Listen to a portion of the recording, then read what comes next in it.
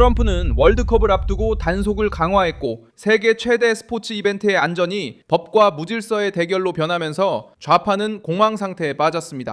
2026년 6월 3일 미국, 캐나다, 멕시코에서 월드컵 개막을 몇 청 중기를 앞두고 미국 상원에서는 국토안보부가 중심이 된 치열한 청문회가 열렸습니다. 마크 웨인 멀런 장관은 민주당 상원의원들로부터 경기장에서 ICE의 역할에 대해 압박을 받았습니다. 첫 경기가 시작되기 전 세계의 실패 이미지를 팔려 했지만 실제로는 다른 결과가 드러났습니다. 트럼프는 경기장의 안전, 공항의 통제, 국경의 감시, 그리고 범죄자에게 안락한 공간이 없는 것을 원합니다. 그런데 좌파는 무엇을 숨기고 싶어 할까요? 왜 ICE가 그렇게 두려운 존재일까요? 왜 사람들이 안전을 스캔들로 만들려고 하는 걸까요? 지금 바로 그 모든 이야기를 들려드리겠습니다. 이런 직설적이고 군더더기 없는 콘텐츠를 좋아하신다면 구독을 고려해보세요. 여기서는 매일 이런 영상이 올라옵니다. 청문회는 워싱턴에서 열렸으며 예산, 이민, 그리고 안보에 대한 논의가 있었습니다. 민주당원들은 멀렌을 겨냥해 ICE가 월드컵에 배치되면 외국인 방문객들이 멀어지고 대회 이미지가 훼손될 것이라는 주장을 밀어붙였습니다. 하지만 트럼프 정부는 월드컵을 아무런 보호도 없는 축제가 아니라 국가적 작전으로 다루고 있습니다. 이 행사는 2026년 6월 11일에 시작됩니다. 북미의 16개 도시에서 경기가 열릴 예정이며 그중 11곳, 이 미국 개최지입니다. 이것은 공항이 붐비고 호텔이 만원이며 국제대표단과 팬들이 돌아다니고 시위가 일어나며 혼란을 틈타 조직범죄가 기승을 부릴 위험이 있다는 것을 의미합니다. 원래는 CBS와의 인터뷰에서 ICE가 월드컵 보안 구조에 참여할 것임을 분명히 했지만 대규모 체포 임무를 수행하지는 않을 것이라고 밝혔습니다. 그의 발언은 간단했습니다. 기관은 경기장과 국제 카메라가 있다고 해서 법 집행의 유니폼을 벗지는 않을 것입니다. 범죄자, 사기, 밀매 또는 위협이 있을 경우 요원들은 계속해서 조치를 취할 수 있는 권한이 있습니다. 좌파는 이 문장을 가져다가 축구 팬들에게 공포를 조장하려고 했습니다. 요원이 경기장 가는 길에서 위협을 발견하면 행동해야 합니까? 아니면 활동가를 불편하게 하지 않으려고 못 본 척 해야 합니까? 상원은 이 논쟁의 무대가 되었는데 이는 도시와 성지가 연방 이민 당국과의 협력을 제한하려고 시도하고 있기 때문입니다. 트럼프 정부는 강경한 위협으로 대응했습니다. 지방정부가 법 집행을 방해하면 해당 지역에서 국제선 항공편의 처리가 중단될 수 있다는 것입니다. 진보 진영은 이를 혼돈이라고 불렀습니다. 하지만 트럼프의 논리는 제도적 압박입니다. 한 도시는 국제선 유입, 관광, 자금, 연방 구조의 혜택을 누리면서 동시에 국경과 이민을 담당하는 국가 권한을 막으려 해서는 안 됩니다. 긴장이 더 고조된 것은 미국 개최 도시 중 하나인 로스앤젤레스가 월드컵 경기와 이벤트에서 이민 관련 민간 단속이 없을 것이라는 현지 보장을 받았기 때문입니다. 이 정보는 일부 대중을 안심시키기 위해 사용되었습니다.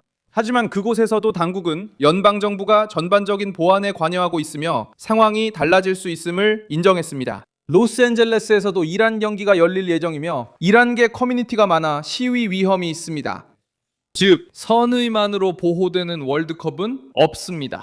실질적인 위험이 있는 보안 작전이 존재하며 트럼프는 어떤 실수라도 미국에 불리하게 사용될 수 있다는 것을 알고 있습니다. 바로 여기서 트럼프가 판을 뒤집습니다. 보안은 인기 경연이 아닙니다. 보안이란 문제가 이미 늦었을 때 드러나지 않도록 막는 것입니다. 좌파도 정부가 통제 불능이라는 인상을 주기 위해 월드컵과 다른 위기들을 섞으려 했습니다. 그들은 시위와 화재, 구금센터, 이민자와 관련된 사건들, 국토안보부의 발표, 그리고 법원 판결 등을 언급했습니다. 목표는 멀런에게 불복종처럼 보일 만한 발언을 끌어내는 것이었습니다. 그는 법을 집행하고 헌법을 수호하겠다고 대답했습니다. 이것은 민주당원들을 불편하게 만듭니다. 왜냐하면 그들은 하위 법원, 시장, 그리고 피난처 도시의 주지사들이 연방정책 전체를 막아주길 원하기 때문입니다. 이 위기는 FIFA에 대한 압력으로 국제적인 차원을 더하게 되었습니다. 노르웨이 축구연맹은 월드컵 추첨식에서 도널드 트럼프에게 평화상을 수여한 것과 관련해 지아니 인판티노에 대한 윤리적 고발을 지지했습니다. 주장은 FIFA가 정치적 중립성을 위반했다는 것입니다.